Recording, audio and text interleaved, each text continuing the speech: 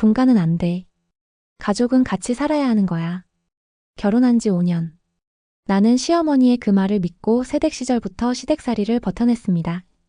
명절 음식은 당연히 내목, 시누이 생일상까지 차려가며 매번 우리 며느리는 장하다는 말 한마디에 진심으로 기뻤던 날들도 있었죠. 그런데요, 막내 아들 결혼식 날들은 한마디에 제 모든 헌신이 무너졌습니다. 우리 막내는 아파트 사줘야지. 신혼집은 당연히 분가지 그 말 듣는 순간 제가 뭐가 된 건지 모르겠더라고요. 그럼 오늘의 사연 시작하겠습니다. 결혼 첫 해, 나는 시댁 안방 옆 작은 방에 살고 있었다. 아니, 솔직히 말하면 시댁에 얹혀 살고 있는 느낌에 가까웠다. 그래도 요즘은 시월드 많이 나아졌다더라. 친구들은 다 그렇게 위로했지만 내가 사는 현실은 딱히 변하지 않았다. 수진아, 김치냉장고엔 간장게장 있어. 시누이 온다니까 미리 꺼내놔. 예, 어머님. 아, 그리고 거실도 좀 치워놔. 그 애는 먼지 알레르기 있잖아. 시누이는 내가 치운 거실에 앉아 발만 까딱 안 하고 리모컨을 돌렸다. 결혼하고도 3년을 같이 산다는데 신우는 아직도 자기 방처럼 굴었다. 한마디로 나만 불편한 시댁살이였다. 분가는 언제쯤 생각하세요? 용기 내서 남편에게 물은 건 결혼 2년 차 무렵이었다. 그날 밤 남편이 내 말 전했다며 시어머니가 정색을 했다. 아니 수진아. 우리 집안은 분가 안 시켜. 집안 식구는 한데 뭉쳐야 좋은 거야. 분가한 집치고 잘된 집 봤니? 나는 말없이 고개를 끄덕였다. 그 말에 서운한 마음이 없는 건 아니었지만 그래도 그땐 그럴 수도 있지 싶었다. 그런데 이상한 건 시어머니는 막내 아들 얘기만 나오면 눈빛이 바뀌었다. 우리 막내는 어릴 때부터 아프기도 많이 아팠고 정이 많아 막내 결혼하면 신혼집은 내가 장만해줘야지. 막내는 따로 살아야겠다 그래야 애 낳고도 편하지 뭐지? 그럼 나는 지금까지 시부모님 약 챙기고 명절상 혼자 차리고 시누이 생일에 케이크까지 굽고 여름엔 김장 배추 절이고 나는 왜 여기 있어야 했던 거지? 그때까진 아직 내가 얼마나 우습게 보이고 있었는지 몰랐다. 그 사실을 깨달은 건 막내 결혼식 날이었다. 막내 시동생 결혼식 날, 나는 새벽부터 일어나 시댁 음식 챙기고 어머님 드레스 챙기고 홀에 도착해서는 하객 명단까지 체크하고 있었다. 수진아, 이쪽에 꽃다발 옮겨줄래? 신부 부모님 들어오신대. 예, 어머님. 신부 부모님은 별도로 꽃다발까지 챙겨놓고 나는 이 결혼식에서 뭐지? 일당 알바인가 가족인가? 어색하게 마주친 신부 어머니는 나를 일순 훑더니 어머, 이쪽은? 우리 큰며느리예요. 시어머니가 설명했다. 근데 이상하게 그 말투가 너무 무심했다. 그리고 결혼식이 끝나고 식사 자리에서 그 일이 터졌다. 어머님, 막내 신혼집은 어디로 잡으셨어요? 누군가 물었다. 그때 시어머니가 밝은 얼굴로 대답했다. 분당이에요. 신혼부부에겐 너무 좋은 동네예요. 40평대 신축 아파트요. 잔금은 저희가 마무리했어요. 순간 내 젓가락이 멈췄다. 40평 신축 아파트? 잔금까지? 그 말에 친척들이 역시 막내 사랑은 남다르시다와 어머님 진짜 대단하세요. 칭찬을 쏟아냈고 시어머니는 웃으며 말했지. 우리 막내는 특별하잖아요. 결혼하면 분가도 시켜주고 살림도 시작 잘해야죠. 아니 분가는 안 된다고 하신 분이 누군데? 결혼하고 5해, 나는 매년 겨울 김장도 설날 차례상도 혼자 차렸고 아버님 대소사도 병간호도 내 몫이었다. 근데 막내는? 입만 다물고 있던 내 옆에서 남편은 그냥 물 마시고 있었다. 그 순간 나는 확신했다. 이 집안은 나를 사람 취급하지 않는다. 그날 밤 차를 타고 집으로 돌아오는 길 나는 조용히 남편에게 물었다. 당신도 알고 있었어? 뭘? 막내 아파트 어머님이 해주신 거. 그게 뭐 어때서? 막내는 막내잖아. 그리고 우린 가족끼리 그만해. 가족이란 말 이젠 역겨우니까. 집에 도착하자마자 나는 그대로 방으로 들어갔다. 예전 같았으면 옷부터 갈아입고 어머님 안방에 가서 결혼식 얘기 들으며 수고하셨어요 인사도 했겠지. 근데 오늘은 그런 짓 하고 싶지 않았다. 조용히 방문을 닫고 앉아있는데 남편이 들어왔다. 수진아 너무 예민하게 받아들이는 거 아냐? 뭐가? 막내 결혼에 아파트 사준 거 말야. 당신한텐 미안하지만 그건 어머님이 막내를 각별하게 생각하시니까 그럼 난 뭐야? 내 목소리가 떨렸다. 나는 5년 동안 이 집에서 뭘 했지? 간병, 제사, 김장, 명절, 잔소리, 눈치나는 대체 뭐로 살아온 거냐고. 남편은 아무 말이 없었다. 그 침묵이 더 아프고 더 더러웠다. 나는 그날 밤 결심했다. 더는 이 집에서 누구의 딸 노릇도 며느리 노릇도 하지 않겠다고. 다음 날 아침 어김없이 어머님은 말했다. 수진아, 아버지 약 아직 안 챙겼지? 오늘은 이따 정형외과도 가봐야겠다. 막내는 신혼여행 갔으니까 말이야. 내가 아무 말도 하지 않고 눈만 마주치자 어머님은 피식 웃으며 덧붙였다. 아니 뭐니가 해야지. 누가 해? 그래. 나는 원래 하는 사람이었으니까. 이 집에서 나 말고는 누구도 그런 걸 당연하게 여기지 않았던 적이 없었다. 근데 이제는 그 당연함을 부숴야 할 때였다. 그날 밤 나는 시부모님 방 앞에 작은 종이 한 장을 뒀다. 거기엔 딱 한 줄만 적었다. 당분간 집안일 맡을 수 없습니다. 그리고 집을 나왔다. 집을 나온 그날 밤 나는 딱히 갈 곳이 없었다. 친정? 엄마 아빠는 아직 시댁과 사이좋게 지내는 줄 알고 있고 괜히 말씀드렸다가 걱정만 끼칠 것 같았다. 결국 나는 회사 근처에 있는 조용한 모텔에 체크인했다. 그 작은 방 침대 위에 앉아 핸드폰 불빛만 켜놓고 한참을 멍하니 있었다. 내가 너무 예민한 걸까? 혹시 내가 잘못한 걸까? 그렇게 스스로를 의심하고 또 후회하고 그러다 다시 분노하고 수없이 감정이 오갔다. 근데 그때 메시지 한 통이 도착했다. 수진아, 집엔 언제 들어올 거야? 남편이었다. 나는 답장을 보내지 않았다. 그 어떤 변명도 듣고 싶지 않았으니까. 다음 날 아침 회사로 출근하려던 찰나 어머님에게도 메시지가 왔다. 어디야? 아버지 약 타야 되는데 네가 없으니 불편하네. 정말 끝까지 내 안부보다는 집안일 걱정이 먼저였다. 그때 나는 확실히 알았다. 나는 이 집에서 한 번도 사람으로 대접받은 적 없었다는 걸. 며칠 뒤 나는 원룸 계약서에 도장을 찍었다. 회사랑도 가까운 거리, 조용하고 따뜻한 공간이었다. 비록 7평짜리 원룸이었지만 창문으로 햇살이 잘 들어오고 바닥에 내가 고른 러그도 깔려 있었다. 이제 진짜 내 집 같아. 그날 밤 처음으로 혼자 라면을 끓여 먹었다. 그게 그렇게 눈물이 났다. 슬퍼서가 아니라 이제야 나로 살 수 있어서. 그 무렵 시댁 쪽에선 아주 난리가 났다. 친척들 단체방에 어머님이 수진이가 일도 안 하고 나가버렸다. 며느리로서 예의가 아니다. 이런 식의 글을 올렸고 내 친정엄마도 전화를 해왔다. 수진아, 무슨 일 있었던 거야? 어머님이 좀 서운하다고 하시던데 나는 그제야 입을 열었다. 엄마, 나 5년 동안 참고 살았어. 근데 이제는 더는 안 할래. 엄마는 말없이 내 얘기를 들었다. 그러고는 마지막에 이렇게 말씀하셨다. 잘했다, 수진아. 이제부터는 너 먼저 챙겨. 그 말에 나는 울고 말았다. 나 없는 시댁. 처음엔 참 조용하더니 며칠 지나자 시어머니의 연락이 잦아졌다. 수진아, 네가 없으니까 음식이 문제야. 아버지 이도 안 좋으신데 수진아, 김치 어디 뒀니? 막내 부부 왔다가 김치도 없어서 나가서 사 먹었잖니. 수진아, 다들 너 없으니까 허전하다더라. 허전하다고? 나는 묻고 싶었다.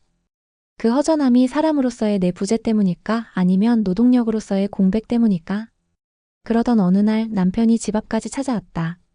문 좀 열어봐. 잠깐 얘기 좀 하자. 잠시 고민하다 문을 열었다. 남편 얼굴엔 피곤함이 가득했고 손엔 작은 봉투 하나가 들려 있었다. 이게 뭐야? 아파트 청약 넣었어. 우리 둘이 살 집. 너 혼자 나가서 고생하는 거 나도 마음 편하지 않았어. 나는 웃음이 나왔다. 어이없다는 쪽에 가까운 웃음이었다. 그럼 지금까지는 마음 편했어? 그게 아니고 어머님 눈치 보느라 말 못했던 것도 있고 됐어. 이젠 그런 거 변명 안 듣고 싶어. 남편은 아무 말 못하고 고개를 숙였다. 그날 밤 시어머니에게 또 전화가 왔다. 이번엔 다짜고짜 언성이 높아졌다. 수진아, 넌 어떻게 그렇게 매정할 수가 있니? 우리가 언제 널 미워했니? 우린 가족이야. 나는 조용히 대답했다. 어머님, 가족이면 차별은 안 하셔야죠. 뭐, 막내는 40평 아파트 해주시고 저는 5년 동안 부엌 일 시켰잖아요. 가족이라면 그렇게는 안 하셨겠죠. 전화기 너머로 잠깐의 정적이 흘렀다. 그리고 아주 낮은 목소리로 시어머니가 말했다. 그건 네가 잘하니까 기대한 거지. 그 기대가 제겐 짐이었어요. 조용히 전화를 끊고 나니 가슴 한편이 이상하게 시원했다. 처음이었다. 5년 동안 쌓였던 말들을 제대로 꺼내놓은 건. 며칠이 지나도 남편은 다시 연락하지 않았다. 시어머니 역시 조용했다. 기분이 묘했다.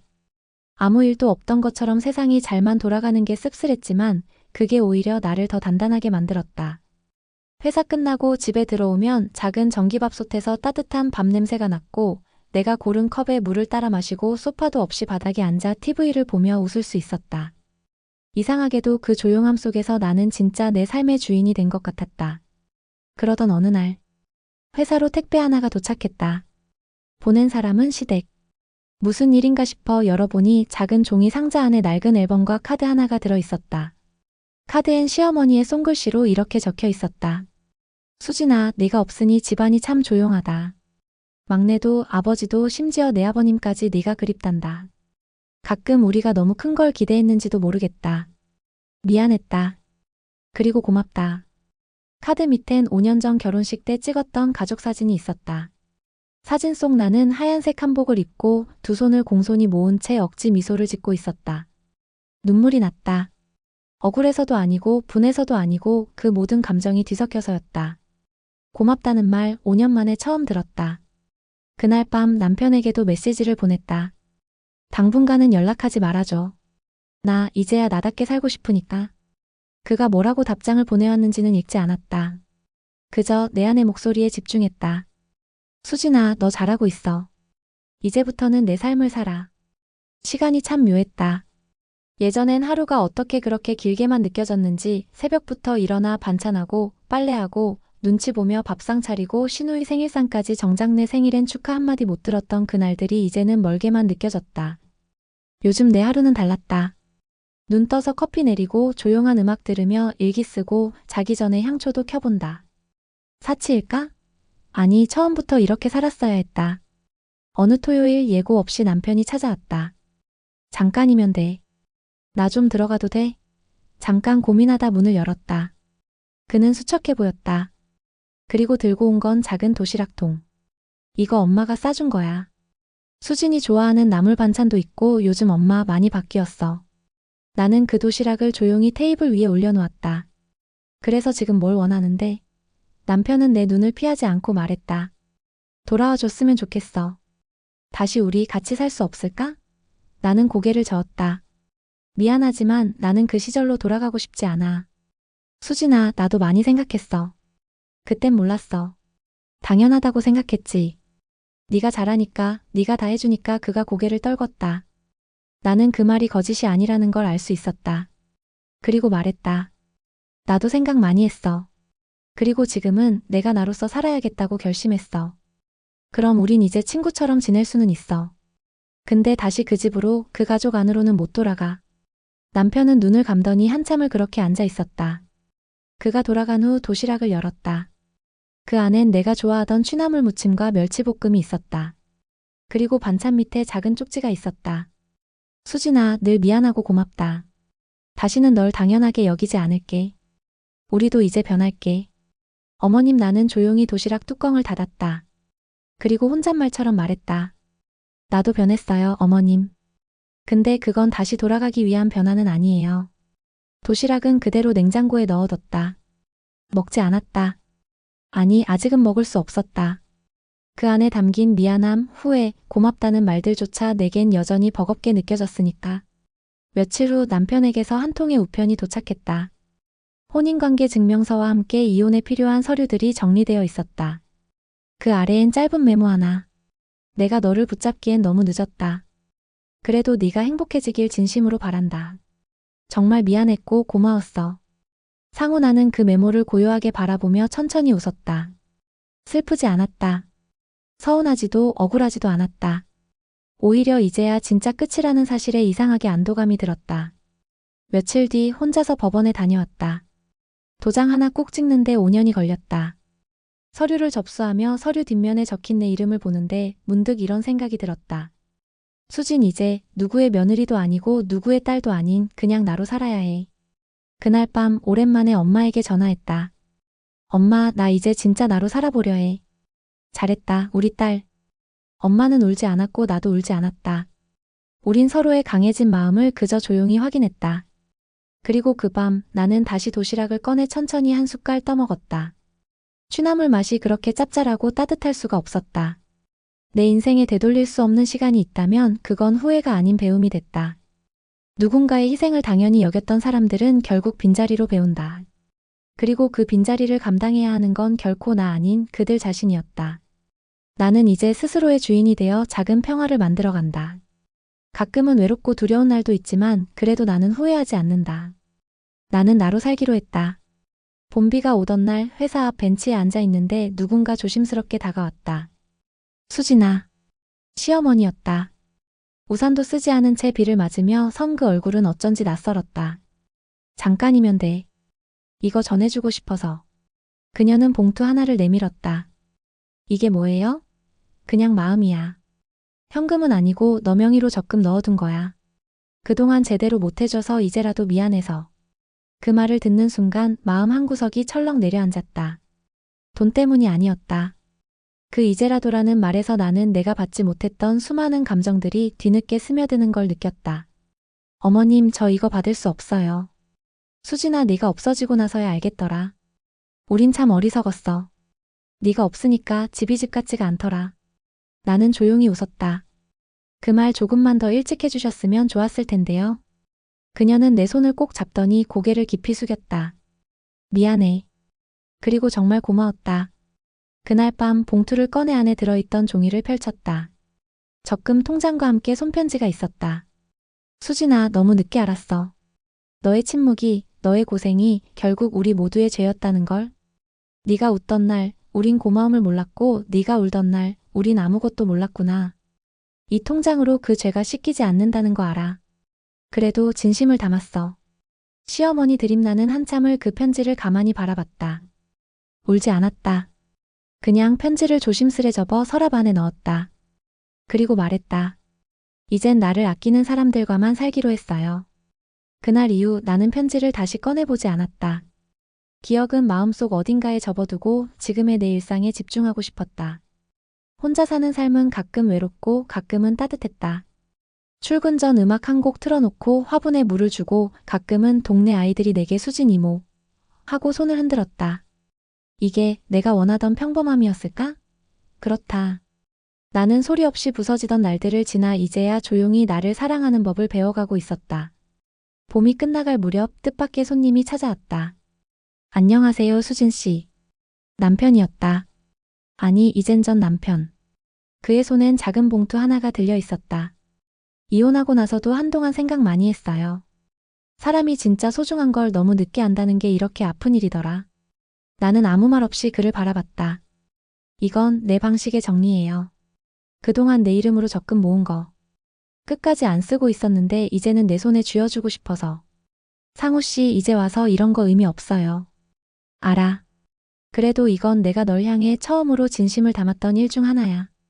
그날 밤 나는 처음으로 나 자신을 품에 안았다. 거울을 보며 작게 말했다. 수고했어, 수진아. 정말 고생 많았어. 그리고 조용히 웃었다. 그 이후로도 누군가는 여전히 나를 시댁 며느리였던 사람으로 기억하겠지만 나는 내 안에서 오롯이 나로 존재하기로 했다. 내 삶의 주인은 결국 나 자신이라는 걸 이제는 누구보다도 잘 알게 됐다. 지금까지 수진의 이야기를 함께 해주셔서 진심으로 감사합니다. 이야기 속 그 어떤 인물보다 자기 자신을 회복해내는 주인공 수진의 용기가 여러분의 마음에도 닿기를 바랍니다. 시청해주신 여러분 진심으로 감사합니다. 이 이야기가 마음에 와닿으셨다면 구독과 좋아요 한 번씩 그리고 댓글로 응원해주세요. 여러분의 응원은 더 좋은 이야기로 돌아옵니다. 지금까지 미소 한 줌 이야기였습니다. 감사합니다.